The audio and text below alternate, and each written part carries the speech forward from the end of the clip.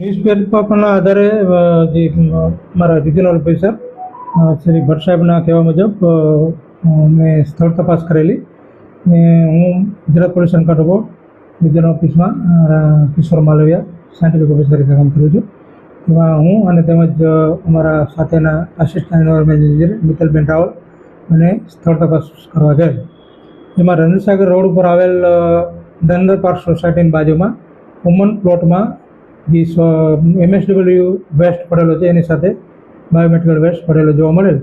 જેમાં તપાસ કરતાં જોવા મળેલ કે જેમાં એક્સપાયરી ડેટની મેડિસિન પડેલી હોય જાણવા મળેલ. તેમાં વધુ એક પરચી જોવા મળેલ જેમાં શ્રી ગુરુકૃપા મેડિકલ એજન્સીની સરનામા સાથેની પરચી જોવા મળેલ.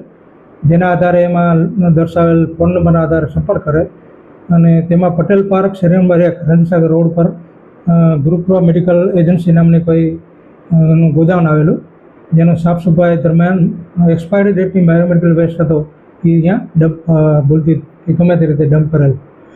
તો તેમાં શ્રી વિશાલભાઈ તરાવિયા કરીને એના પાર્ટનર ગુરુકૃપા મેડિકલ એજન્સીના એનો સંપર્ક કરે અને તેને સ્થળ પર અમે નોટિસ બી આપેલ અને જે તે હાલ બાયોમેડિકલ વેસ્ટ પડેલો છે મેડિસિન કે ગમે તે અને તાત્કાલિક ઉઠાવી અને સાયન્ટિફિક રીતે એનો નિકાલ કરવામાં આવે એ રીતે એને જણાવ્યું. જેનો રિપોર્ટ અમે વડી કચેરી મોકલવામાં આવશે અને જાણવા મળેલ છે કે જામનગર મ્યુનિસિપાલિટી દ્વારા એને ફાઇન કરવામાં આવેલ છે, દંડ વસૂલવામાં આવેલ છે.